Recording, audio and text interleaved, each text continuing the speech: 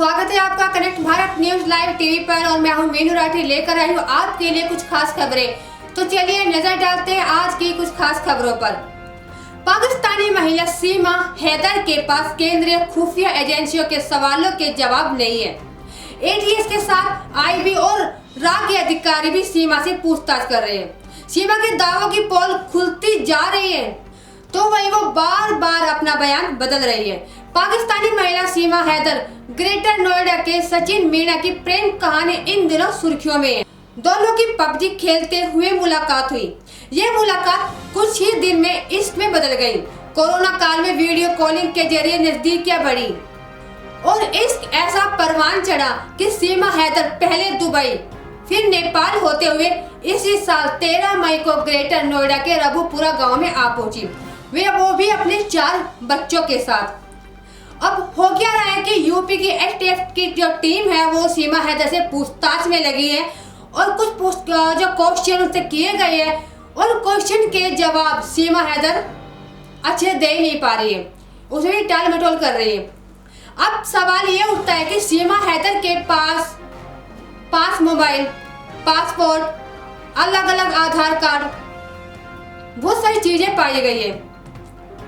दूसरा, उसने अपने और सचिन की जितनी भी चैटिंग थी वो क्यों डिलीट की, सिम थे वो क्यों तोड़े।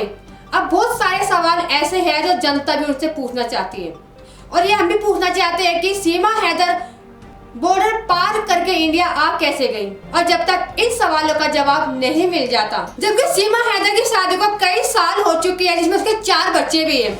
अब सोचने वाली ये बात है कि 4 बच्चे जिसका पति 2 साल के बाद मतलब पाकिस्तान में नहीं है, पाकिस्तान से बाहर है, तो 4 बच्चे आ कैसे गए और उन 4 बच्चों को लेके वो इंडिया भी आ गई। अब वो यहाँ इश्क फरमा रही है सचिन मीणा से।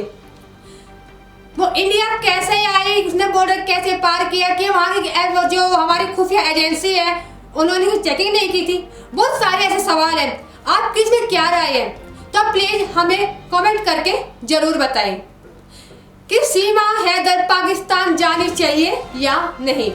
लेकिन मैं खुद जानी चाहिए। अब उसके ऊपर तो हम लाठी डंडे चलाने से रहे, आपस में भिड़ने से रहे, हम एक के लिए क्यों लड़े। जहाँ तक कुछ लोग ये भी बोल रहे हैं कि गदर मूवी को बीच में लेके आ रहे हैं क्योंकि सकीना थी, भाई वो सकीना थी, वो लेने गया था, लेके आ गया था, ठीक है, 4 बच्चों को लेके आई है। अब उसका क्या करें।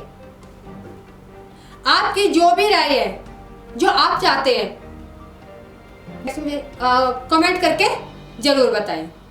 राजस्थान के जोधपुर जिले में एक परिवार के 4 सदस्यों की जिंदा जला दिया गया। पुरानी रंजिश में हुए इस हत्याकांड में बदमाशों ने 6 महीने के बच्चे को भी आग के हवाले कर दिया। बुधवार को घर के आग में 4 के जले हुए शव मिले हैं। शहर के ओशिया तहसील के चौराई गांव में हुई इस खौफनाक वारदात को लोगों को दहला दिया है। सीएम अशोक गहलोत के जिले जोधपुर में एक खौफनाक हत्याकांड सामने आया है। यहाँ बदमाशों ने आपसी रंजिश में 4 साल के बच्चे समेत 4 लोगों को जला दिया। बताया जा रहा है कि हत्याकांड के बाद चारों शव को आंगन में रखकर आग लगाई गई है। आशंका जताई जा रही है कि घर में सो रहे एक ही परिवार के 4 सदस्यों की हत्या कर आग लगाई गई है। मरने वालों में 2 महिलाएं, सभी के शव एक झोपड़ी में जले हुए मिले हैं। सूचना के बाद पुलिस की टीम मौके पर पहुंच गई है। ग्रामीण एसपी धर्मेंद्र सिंह यादव और जिला कलेक्ट्रेट हिमांशु गुप्ता भी मौके पर पहुंच रहे हैं। देश की राजनीति के लिए कल यानी मंगलवार का दिन काफी अहम था। एक तरफ जहां पक्ष विपक्ष ने एक दूसरे को अपनी ताकतों का एहसास कराया तो वहीं दूसरी ओर 2 लोगों के बीच दूरियां कम होती दिखाई दी। दरअसल बीजेपी के नेतृत्व वाले राष्ट्रीय जनतांत्रिक गठबंधन की बैठक में अन्य दलों के साथ लोक जनशक्ति पार्टी के दोनों ही धड़े यानी चिराग पासवान और उनके चाचा पशुपति पारस शामिल हुए थे। बैठक के दौरान जब चिराग पासवान ने चाचा पारस को देखा तो तुरंत उनके पैर छू लिए। वहीं चाचा ने भी अपने भतीजे को गले लगा लिया। यह दृश्य देख रहे सभी नेताओं के चेहरे पर खुशी भी दिखाई दी। बेंगलुरु में कल विपक्ष ने बैठक कर अगले साल होने वाले लोकसभा चुनाव को एजेंडा तय किया तो दूसरी तरफ 39 दलों के साथ एनडीए ने भी विपक्ष को टक्कर देने का संदेश दिया। इस बीच चिराग पासवान ने चाचा का ही दिल नहीं जीता, बल्कि पीएम मोदी ने भी उन्हें गले से लगाया। डेलावेयर फेडरल कोर्ट में दायर हुए मुकदमे में ट्विटर के पूर्व वरिष्ठ इंजीनियर क्रिस वुडफील्ड ने आरोप लगाया है कि मस्क की तरफ से ट्विटर को खरीदे जाने के बाद कंपनी ने छटनी में बुजुर्ग कर्मचारियों को निशाना बनाया और उन्हें बाहर का रास्ता दिखा दिया। एलन मस्क की तरफ से ट्विटर को खरीदे जाने के बाद से ही उनकी और इस प्लेटफॉर्म की मुसीबतें कम होने का नाम नहीं ले रही है। कर्मचारियों की छटनी को लेकर पहले ही एक मुकदमे में घिरे ट्विटर के खिलाफ अब अदालत में एक और केस दर्ज हुआ है। इस बार मस्क की कंपनी पर बुजुर्गों को निशाना बनाकर छटनी करने और उन्हें निकालने जाने के बाद 4,104 करोड़ रुपए का अलगा भुगतान न चुकाने का आरोप लगाए। संयुक्त राष्ट्र महासभा में बुधवार को यूक्रेन की स्थिति पर सालाना विचार विमर्श किया गया। यूएनजीए की इस वार्षिक चर्चा में संयुक्त राष्ट्र में भारत की स्थायी प्रतिनिधि रुचिरा कंबोज ने भारत का पक्ष।